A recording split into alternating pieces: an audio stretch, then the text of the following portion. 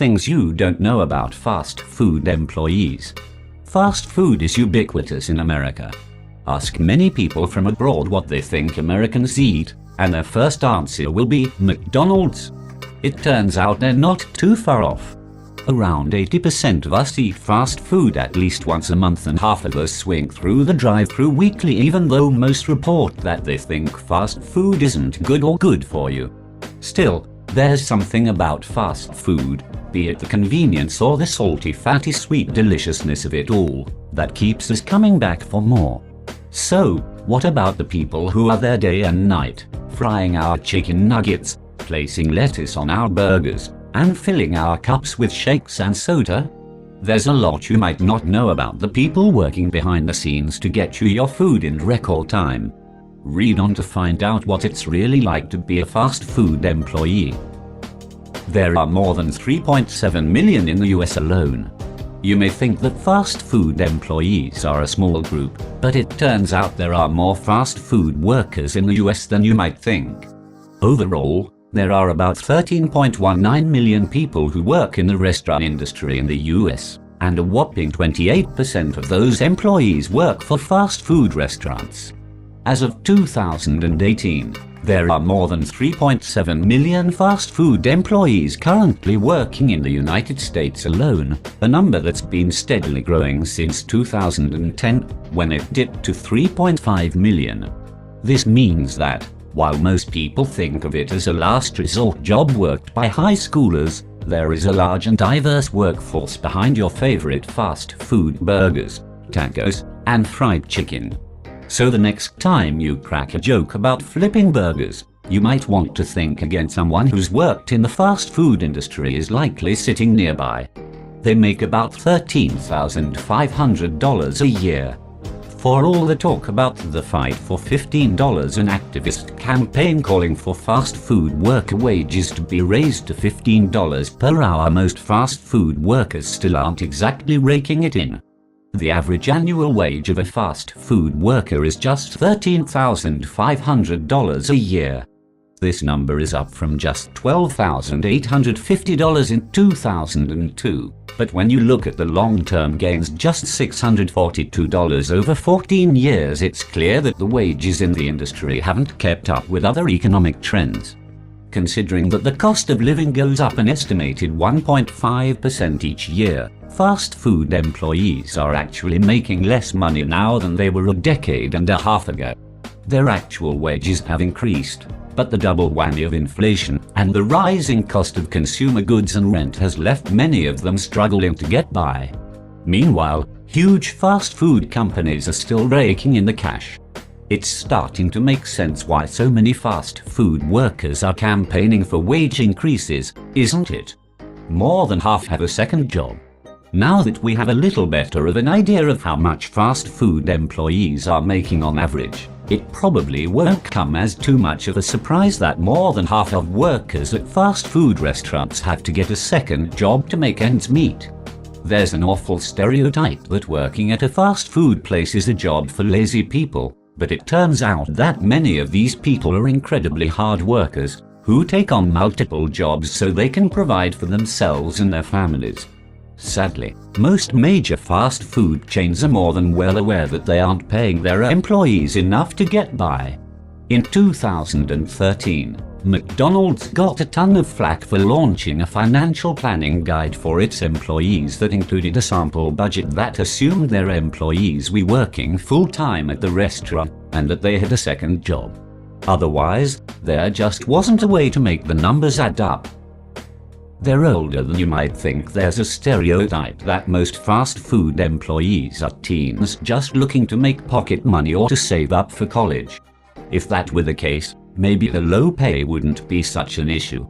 But in fact, more than 40% of the fast food industry's workforce is made up of people 25 years or older, with the average age hovering around 29 years old. In contrast to the myth that most fast food workers are uneducated, about a third of them have completed some form of higher education, too. Once you start to realize that most fast food workers are adults just like the rest of us, It's no surprise to learn that 26% of fast food employees have kids. This makes the stats about their average income and the necessity to hold down more than one job even more dismal. Putting yourself through school on a fast food income is hard enough. Trying to raise a family on that budget seems almost impossible. It's hard for them to climb the ladder. We're a bootstraps nation, one that assumes you can work your way up from the bottom as long as you put your nose to the grindstone and put in the hours. Unfortunately, in the fast food industry, employees are more likely facing a road to nowhere. That's because, put simply, the numbers just don't add up. A whopping 90% of workers in the fast food industry are cashiers or line cooks, while only 9.9% gain low-level supervisor titles that make them around $13 an hour. Even more dismal, just 2.2% of all fast food jobs are at the managerial level or in corporate positions, jobs which millions of employees are in competition for. And, though companies like McDonald's share franchisee success stories about employees who work their way from cashier to owner, just 1% of all fast food workers actually own a franchise. It's incredibly rare. So much for working your way up. More than half depend on public programs to get by. Now that we're getting a clearer picture of working conditions at fast food restaurants, this next bit of info probably won't surprise you. Because of low wages, almost half of fast food workers rely on some form of public assistance, like TANF, Temporary Assistance for Needy Families, and SNAP, Supplemental Nutrition Assistance Program, even as more than half of them are working two jobs. This is compared to just 25% of the general workforce. Overall, almost a fifth of fast food workers are living below the poverty line.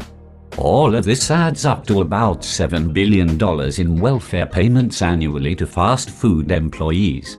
Instead of the companies they work for paying them a living wage and giving them benefits, the livelihood of these employees falls on taxpayers. Unfortunately, because of the demonstrated trend of fast food wages not increasing proportionally with inflation and cost of living, this number is likely to continue growing. Only 13% qualify for employer health benefits. Just when you think it couldn't get any worse, here come the statistics on how many fast food workers are eligible for employer health care benefits. The fact of the matter is that most fast food employees don't receive any health benefits at all. While about 40% of the general workforce receives no employer health benefits, the same is true of a full 87% of fast food employees, more than twice the rate of the general population. This means that they're forced to either pay out of pocket for medical expenses, or need to rely on public assistance to get the health care they need. This is even more difficult for the 26% of fast food workers who have kids they're trying to provide for, too. One of the ways fast food companies avoid paying benefits for their employees is by scheduling them to work just slightly less than full-time. So, though many of these workers have two jobs, oftentimes they're scheduled at slightly less than full-time hours both places, meaning they never qualify for health insurance or other benefits like family or medical leave, workers' comp, or guaranteed time off for things like voting or military service. Almost 80% of fast food employees have suffered multiple injuries at work. Flipping burgers or rolling burritos, making sandwiches, or frying chicken ain't easy. In fact, it's downright dangerous, and a majority of fast food employees, 87%, get injured on the job at least once a year, while 78% report getting injured multiple times on the job.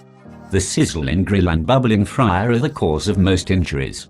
79% of fast food workers report being burned at work, and 73% of those workers received multiple burns. This means that more than 58% of fast food workers have been burned repeatedly on the job, which makes wisecracks about serving fries seem a little cruel. Other injuries include getting a cut, 67% of workers, getting hurt while lifting or carrying heavy items, 34%, or even being assaulted on the job, 12%. Workers have reported that the main culprit behind these injuries is understaffing and pressure to work as quickly as possible. Shockingly, 36% of fast food employees also say that their place of work lacks a fully stocked first aid kit. Almost half of burn victims were offered no appropriate treatments for their injuries on the job, and a third said that their manager recommended using items like condiments, yes, really, to soothe the burns instead of burn cream. Well, at least they have health insurance. Oh, wait. They probably won't work there for long. So, is working at a fast food restaurant a dream job? Not exactly.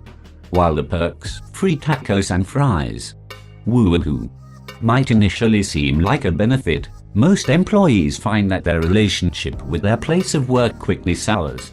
The fast food industry has a yearly employee turnover rate of 150%. This means that every year, they fully replace their workforce, and then replace half of those replacements.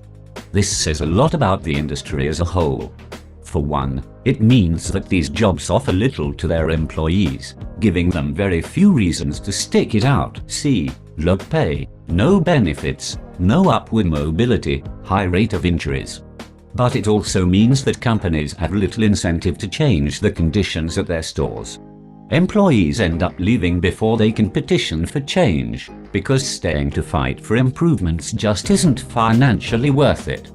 The fast food companies have a seemingly endless supply of workers who are just trying to make money and will keep applying for these jobs, and thus, no incentive to make their companies a more appealing place to work. They might get replaced by robots. At the very least, one could say that something redeeming about the fast food industry is that it supplies jobs for 3.7 million people. But that could soon change. More and more, under the claim that rising labor costs are affecting their bottom line, fast food chains are automating their restaurants and replacing workers with robots, computers, and self-ordering kiosks. Ed Rensai, a former CEO of McDonald's USA, says that companies are moving in this direction for several reasons. It's not only the minimum wage, it's the work rules, it's the joint employment requirement. Now the franchises are responsible for the labor practices of franchisees. It's all nonsense, it's overregulation. Instead of working to improve conditions for their workers, many of these corporations have decided that it's just too much trouble.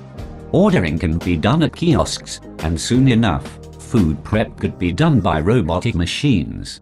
Sure, it'll probably reduce the amount of workplace injuries in the fast food industry, but it also means that millions of people could lose their job. It all gives you something to think about the next time you go through the drive-thru, doesn't it?